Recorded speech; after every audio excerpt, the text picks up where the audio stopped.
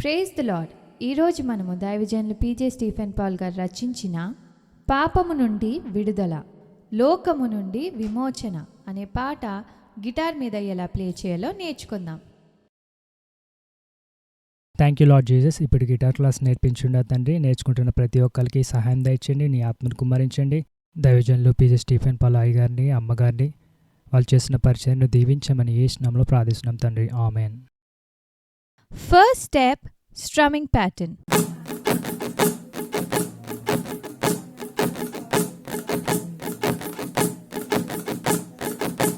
Second step, chords.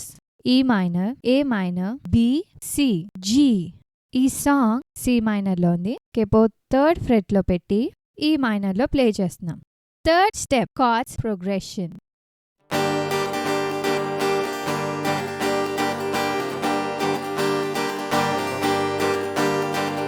పాపము నుండి విడుదల, లోకము నుండి విమోచన. పాపము నుండి విడుదల, లోకము నుండి విమోచన.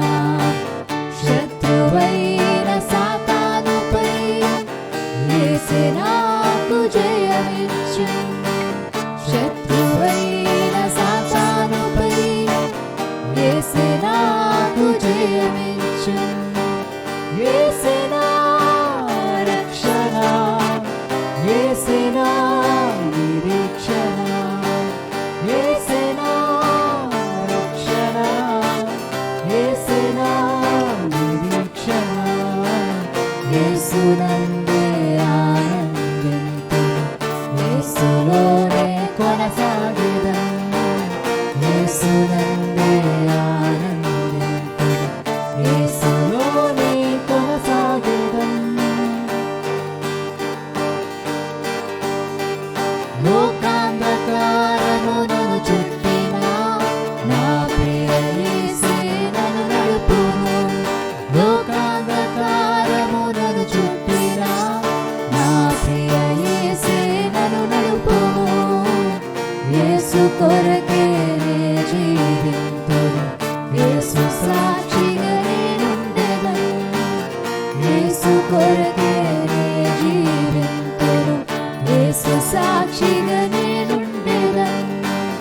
యేసే నా రక్షణ, యేసే నా నిరీక్షణ. యేసే నా రక్షణ, యేసే నా నిరీక్షణ. యేసునందే ఆనందింతును, యేసులోనే కొనసాగెదన్.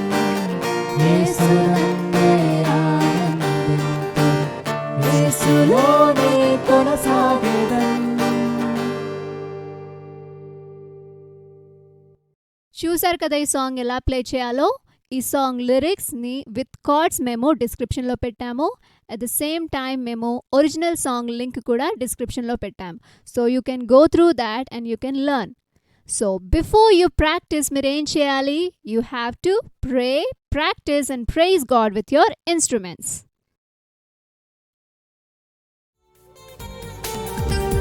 పాపము నుండి విడుదల, లోకము నుండి విమోచన. పాపము నుండి విడుదల, లోకము నుండి విమోచన. శత్రువైన సాతానుపై యేసే నాకు జయమిచ్చున్. శత్రువైన సాతానుపై యేసే నాకు జయమిచ్చున్. మరెన్నో అమేజింగ్ అండ్ ఇంట్రెస్టింగ్ వీడియోస్ కొరకు లైఫ్ చేంజింగ్ సండే స్కూల్ అనే యూట్యూబ్ ఛానల్ సబ్స్క్రైబ్ చేసి మీ బంధుమిత్రులకు షేర్ చేయండి. లేటెస్ట్ అప్డేట్స్ అండ్ నోటిఫికేషన్స్ కొరకు ప్రక్కనున్న బెల్ సింబల్ను క్లిక్ చేయండి. మీ అభిప్రాయాలను క్రిందనున్న కమెంట్ సెక్షన్లో తెలియజేయగలరు.